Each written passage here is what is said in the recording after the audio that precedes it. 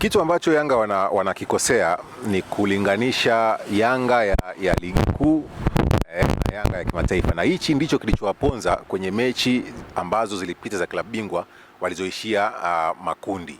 Kulinganisha matokeo ambayo unamfunga timu ya Tanzania hapa, unaifunga labda Mashujaa juzi goli 6, kuamini kwamba una timu nzuri ya kwenda kumfunga Al Ahly.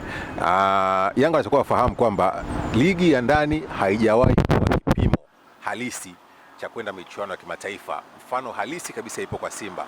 Simba inaweza ikafanya vibaya sana, ikafanya vibaya kwenye michuano ya hapa ndani, lakini ikienda nje ina standard yake. Timu nyingi za ligi kuu Tanzania hapa ni wenza wa Yanga, hiyo iko wazi, ni wenza wa Yanga. Kwa hiyo hatuamini sana kwenye matokeo ya ndani. Kitu ambacho naweza nikasema, Yanga hawatakuwa na uwezo wa kumfunga kama wanategemea matokeo ya hapa ndani. Tuzungumzie wachezaji ambao Yanga inao kwa sasa, ukilinganisha na wachezaji ambao walipita. Yanga hii tunayozungumza, Yanga iliyotolewa makundi, ilitolewa kwa Mkapa pale kushindwa kupata goli moja, ni Yanga iliyokuwa na watu kama kina Aziz Ki. Yanga ilikuwa na wachezaji wakubwa kwelikweli kipindi hicho, ikatolewa makundi. Yanga ilikuwa na kocha mkubwa kwelikweli, ikatolewa makundi. Sasa hivi nazungumza Yanga ambayo imani yao ipo kwa Alan Okello, ambaye hizi ndio mechi zake za kwanza za kubwa anacheza. Hajawahi kucheza timu yoyote ambayo inashiriki mashindano makubwa. Ametoka AFCON, ndio mechi zake za kwanza kubwa, amekuja Yanga. Unamwona kama ni mchezaji mchanga mdogo, bado anahitaji kuelekezwa vitu vingi sana kwenye soka, hususan kwenye mechi hizi kubwa za kimataifa. Kwa hiyo aina wachezaji ambao inao Yanga kwa sasa hivi kina Dumbia. Wewe nikikuuliza sasa hizi Dumbia umewahi kumuona wapi kwenye michuano mikubwa ya Afrika ya kitamba? Umewahi kumuona kwenye namba gani kubwa za Afrika? Hakuna.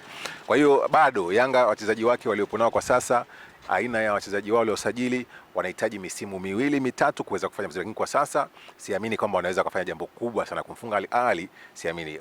Kupoteza sana na kujisifia Yanga ni kufungwa goli zaidi ya 3. Wanaweza wakajisifia, lakini nje ya hapo tunaweza kushuhudia kiama. Na niwatahadharishe tu kwamba Yanga wanamalizana na Al Ahly, wanarudi naye kwa Mkapa. Kwa hiyo Al Ahly mwenyewe anafahamu ugumu wa mechi kwa Mkapa. Kwa hiyo ili amalize mchezo wake mapema, ataumalizia kule Uarabuni. Kwa Yanga ijiandae vizuri, lakini tunachokiomba sisi ni kuepuka aibu ya taifa. Yanga wasijiamini sana, wana timu changa mno, wasipewe kichwa na matokeo ya Mashujaa goli 6, wasipewe kichwa na matokeo ya kumfunga sijui nani goli 5.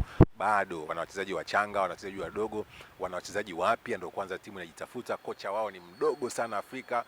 Ukiniuliza mimi, kocha wa Yanga historia yake kubwa Afrika sijawahi kuisoma popote.